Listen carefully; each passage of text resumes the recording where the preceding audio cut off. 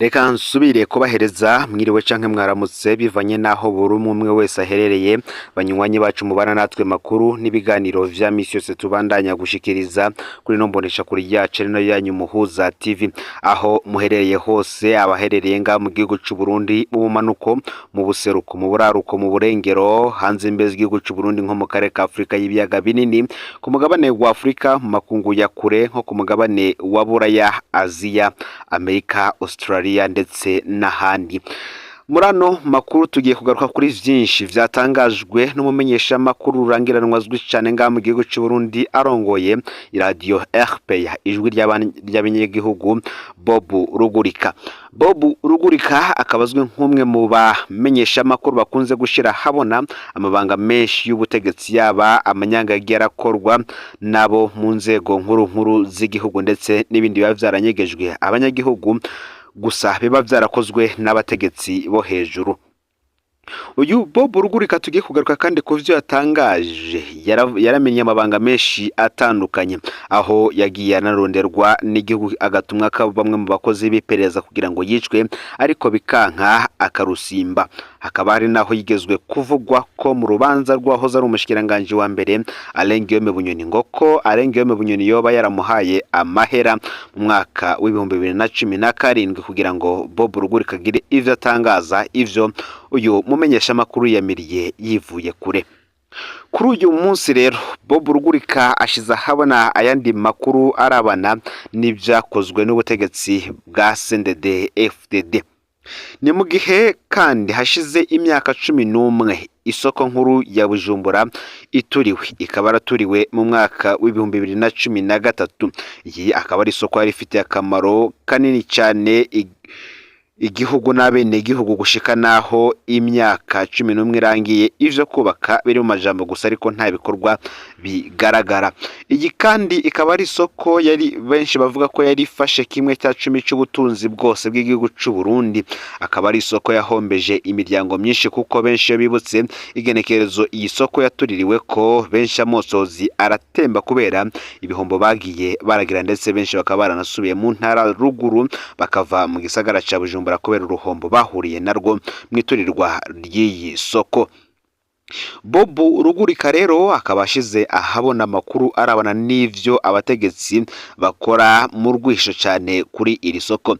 Ni mu gihe ikemenyesha makuru c'abongereza BBC gahuza miryango cari canditse inkuru ivuga ko aha hahoze isoko nkuru ya Bujumbura hamaze kuba ishamba ribamwo ibikoko vyinshi cyane kandi ngishamba rishobora kunyegezamwo abitwaje ibigwanisho ndetse no mu mirwi y'iterabwoba. Bob Rugurika azanye andi makuru uti ahahoze isoko nkuru ya Bujumbura hoba hariyo ibikoko biterekerwa n'abategetsi ba CNDD-FDD.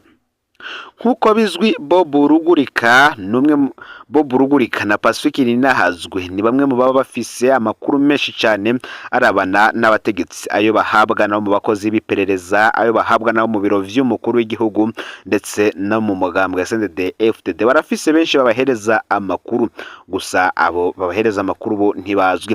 Uyu rero muyobozi mukuru w'iradio RPA ijwi ry'abanyagihugu Bob Rugurika akaba n'umumenyesha makuru akurikiranira hafi bijanye n'ubuzima bw'igihugu avuga ko afise amakuru yizewe ko ahahoze isoko nkuru ya Bujumbura hoba hariyo ibikoko amasato biterekerwa n'abategetsi ba CNDD-FDD.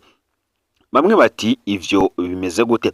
Kubwiwe Bob Rugurika avuga ko leta itari kubura amahera yo kubaka irya soko ahubwo ngo nuko bazi ivyo bahakoreye. Ibi akaba yarabivugiye mu kiganiro ijambo ni rwawe aho ico kiganiro cari caremeshejwe na Ines Gakiza kuri radio RPA mu gihe Bob Rugurika we yari umutumire. Bob Rugurika yamenyeshe ko leta CNDD-FDD itabuze uburyo bwo kubaka isoko nkuru ya Bujumbura ahubwo abategetsi ba CNDD-FDD bafise ibikoko baterekeye harya hahoze isoko nkuru ya Bujumbura.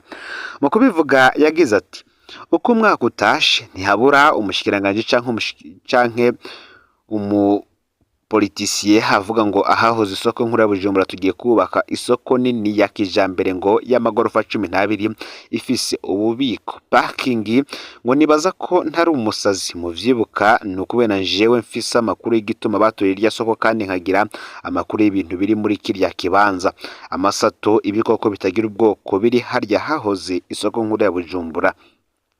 Naravuze nti iyi leta ya CNDD-FDD je bazonyite umusazi, ibi bintu nivyaba mu mwaka uza nivyaba mu myaka 2. Navuze nti imbere yuko biyumvira ko bakahahoze isoko nkuru ya Bujumbura nibabanze basi barungika abakoze ba meri bacukura imicafu iri muri kirya kibanza. Isoko nkuru ya Bujumbura ikaba ari isoko yaturiye kwigenekerezo ya 27/0 uyu mwaka mu mwaka wa 2013 yari ifatiye akamaro kanini igihugu n'abene gihugu gushika ubu myaka 11 irarangiye ivyo kubaka biri mu majambo gusa ariko atabikorwa bigaragara. Bob Rugurika yagiye aravuga amabanga menshi ubutegetsi bwa CNDD-FDD bwanyegeje abene gihugu, akaba kandi ari nawe bivugwa yuko afise andi makuru azwi n'abake mu ba CNDD-FDD. Amakuru yagiye aratera icuka kibi muri uyu mugambwe arabana n'urupfu rw'uwahoze atwara igihugu cy'u Burundi Petero Nkurunziza. Ibi navyo tukazobigarukako nako kandi mu ntara mu gihugu cy'u Burundi muri commune Rugombo mu ntara ya Cibitoke hari urupfu rubabaje ngo baramwishe baca bamuta mu ruzi. Ni inkuru iteye agahinda cyane.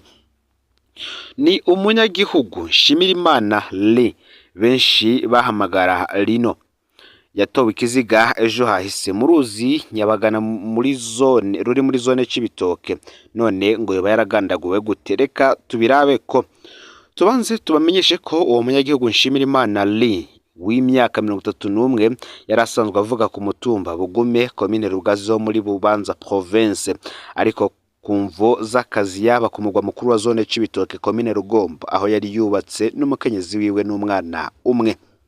Rino nta kintu ca politike yigezemwo, yahoze akoresha hamwe VYose mu ikambi y'impunzi irwiriyemwo abakongomani iri aho muri zone Cibitoke. Imbere yo kambi Rino yari yarahashize ibutike yo kwisumamwo yadandezamwo ibintu bitandukanye. Iyo butike rero yakoreramwo umukozi wiwe.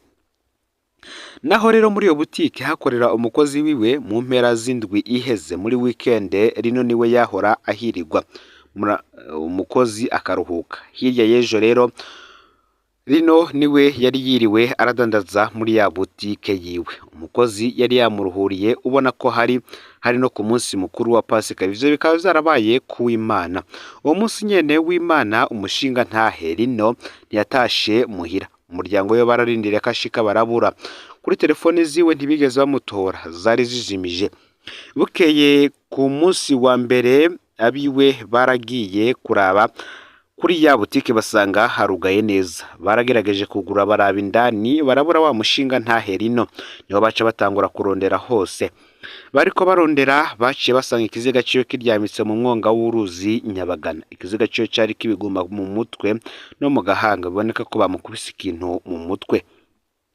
Muti none Rino yoba yaziziki hikekwa iki ku rupfu rwiwe?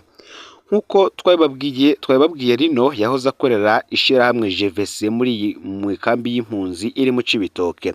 Harageze igihe mu kwezi k'umunani umwaka uheze w'2023 iryo shirahamwe riragabanya abakozi baryo na Rino arimwo. Inyuma yaho Rino yagumye yikorera utwiwe. Mu nyuma kandi muri iryo shirahamwe nyene VYose haraje ikindi gisata gishasha gikenera umukozi, baca bahamagara muri bamwe bagabanwa kuza guhiganirwa ico kibanza c'akazi. Barakoze Rino aba ariwe agitora. Hari mu mpera z'umwaka uheze w'2023.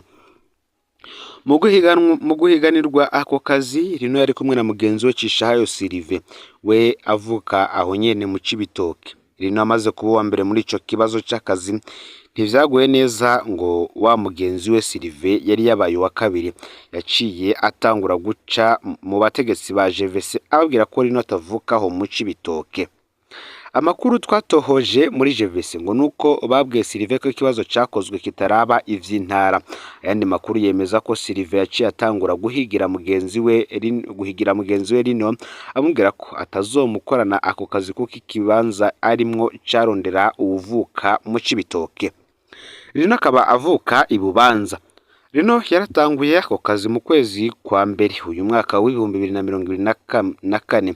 Shiramwe JVC riramuha n'uburyo bwo kwiyunguruza mu vy'akazi. Yari afise ipikipiki yagirako. Hageze weekend yayisiga ku kazi. Ivyo vyose ntivyigeze binezeza Cishayo Sylvain, ariko Rino yarabibwira abagenzi biwe ukuntu aguma ahigirwa na mugenzi we Sylvain.